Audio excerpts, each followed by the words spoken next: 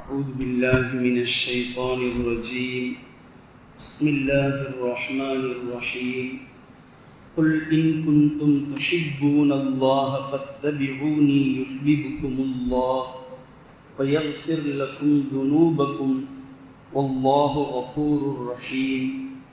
கண்ணியத்திற்குரிய அல்லாஹ்வின் அடியார்களே, நபி ஸல்லல்லாஹு அலைஹி வஸல்லம் அவர்களை அல்லாஹு தஆலா குர்ஆனில் எந்தெந்த இடங்களிலெல்லாம் அவர்களுடைய கண்ணியத்தை மென்மேலும் மேன்மைப்படுத்தி இருக்கின்றான் என்பதை தொடர்ச்சியாக நாம் பார்த்து வருகின்றோம்.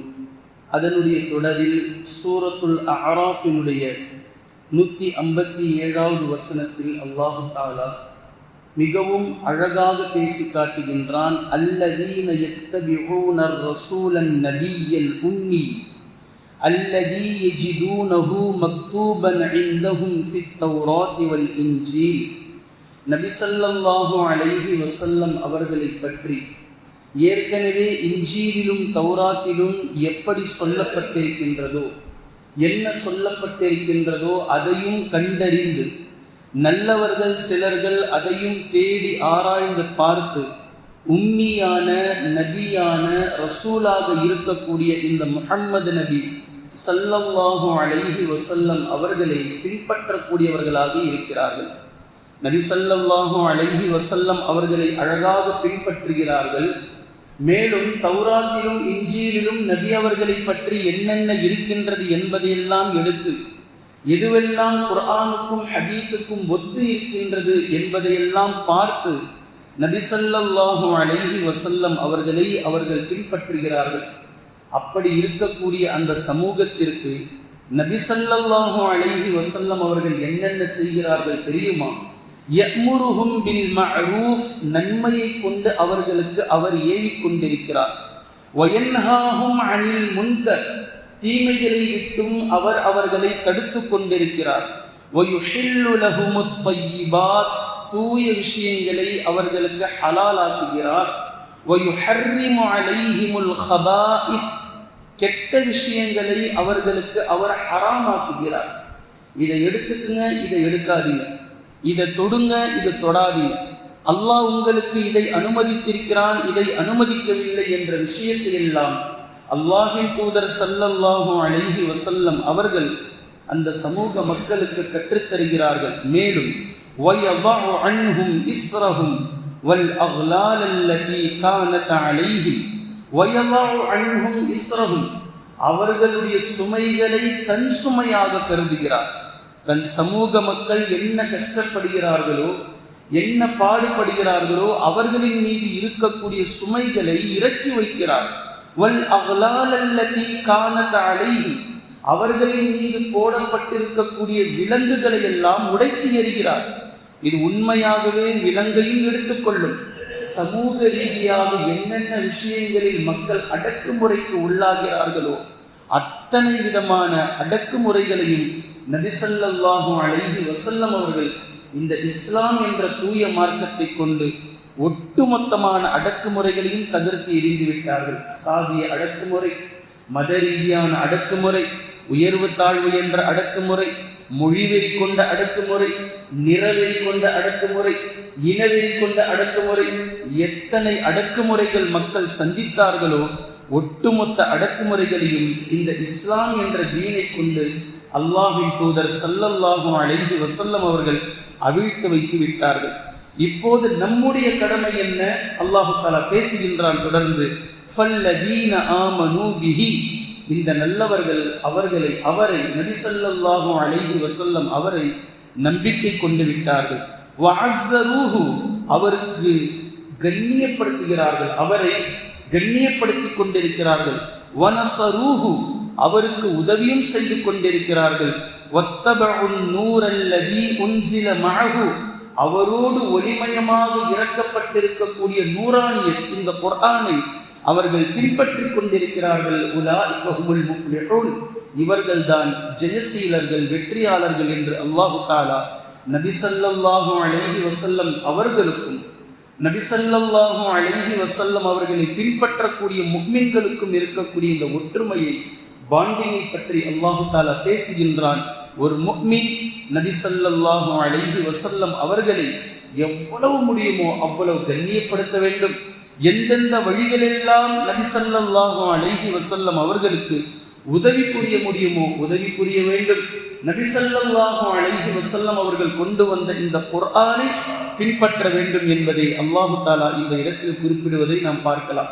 இதே போன்று சூரா ஆலு இம்ரானுடைய 164வது வசனத்தை நீங்கள் எடுத்து பார்த்தால் அல்லாஹு தஆலா நாம் எதை உதவி என்று கருதவே மாட்டோமோ, நம்முடைய பார்வையில் நம்முடைய சிந்தனையில் இவையெல்லாம் இதுவரைக்கும் இது ஒரு உதவியா என்று நினைக்கக்கூடிய அளவில் தான் அதை பார்க்கிறோம். ஆனால் அல்லாஹு தஆலா அதை உதவி என்று கூறுகின்றான். நமக்கு உதவி என்றால் அல்லாஹு தஆலா நமக்கு ஒரு சொந்த வீட்டை கொடுத்திருக்க வேண்டும், நமக்கு கார் வசதியான வாழ்க்கையை கொடுத்திருக்க வேண்டும்.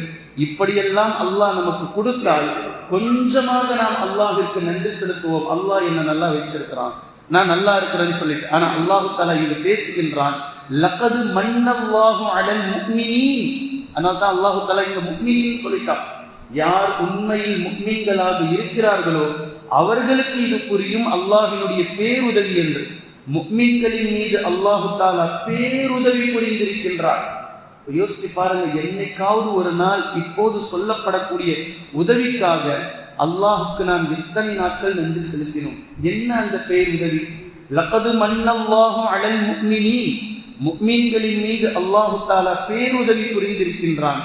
அல்லாஹ் புரிந்திருக்கக்கூடிய அந்த உதவி என்ன தெரியுமா? இத் பஅஸ ஃபீஹிம் ரசூலன் மின் அன்ஃபுஸிஹிம், நம் புறத்திலிருந்தே நமக்கான ஒரு ரசூலை தூதரை அல்லாஹ் அனுப்பி வைத்திருக்கின்றான். உதவி அல்லாஹ் சொல்றான் பாருங்க, உங்களுக்கு நான் செய்திருக்கக்கூடிய உதவி என்பது உங்களுடைய இனத்திலிருந்தே, மனித இனத்திலிருந்தே உங்களுக்கான ஒரு தூதரை நான் உங்களிடம் அனுப்பி வைத்திருக்கின்றேன். அவர் என்ன செய்கிறார் தெரியுமா? எப்படிப்பட்ட ஒரு தூதரை உங்களுக்கு நான் அனுப்பி வைத்திருக்கிறேன்? யத்லூ அலைஹிம் ஆயாத்திஹி, அல்லாஹ்வினுடைய வசனங்களை அவர் அவர்களிடத்தில் ஓதி காண்பிக்கிறார். வேற என்னங்க உதவி வேணும் உங்களுக்கு? அல்லாஹ்வுடைய வசனங்களை ஓதி காண்பிக்கிறார். வயுஸக்கீஹிம், உங்களை தூய்மைப்படுத்துகின்றார். உங்களுடைய உள்ளங்களில் இருக்கக்கூடிய அழுக்குகளை எடுத்து உங்களை அல்லாஹ்வின் பக்கம் நெருங்குவதற்கான தூய்மையான வழியை அவர் காட்டுகிறார். வயுஸக்கீஹிம் வயுஅல்லிமுஹுமுல் கிதாப், கிதாபை, வேதத்தை அவர் உங்களுக்கு கற்றுத் தருகின்றார். வல் ஹிக்மா, வல் ஹிக்மா, ஞானத்தை உங்களுக்கு கற்றுத் தருகின்றார். வ இன் கானூ மின் கப்லு லஃபீ ضلالின் முபீன், திட்டமாக இதற்கு முன்னால் அவர்கள் எல்லாம் வழி தவறியவர்களாக இருந்தார்கள்.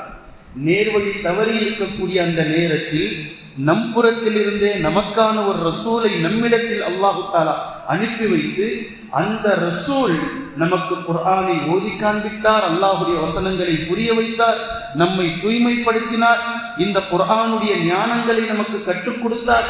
இதை அல்லாஹு தஆலா பேருதவி என்று சொல்லி காட்டுகின்றான்.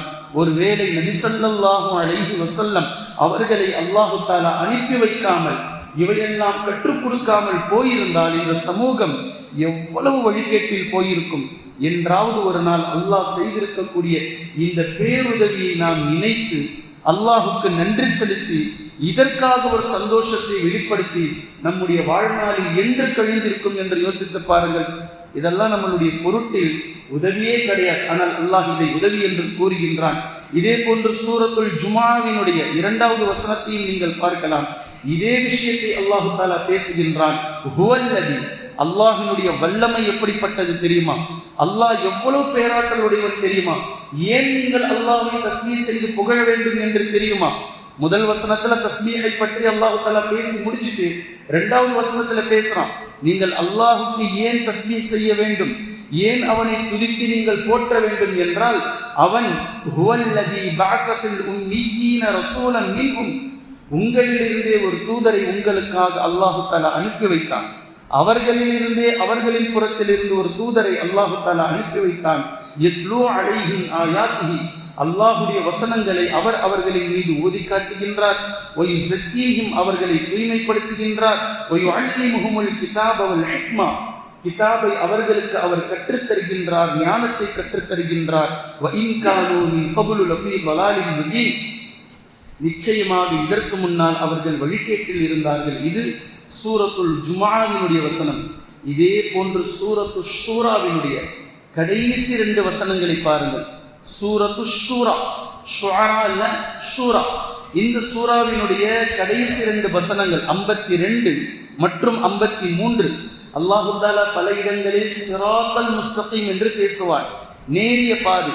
இந்த இடத்தில் அல்லாஹு தஆலா சிராத்தில்லா, அல்லாஹுடைய பாதை என்று நேராக பேசுகின்றான். சிராத்தில்லா, இதுதான் அல்லாஹுடைய பாதை என்று பேசுகின்றான். எது?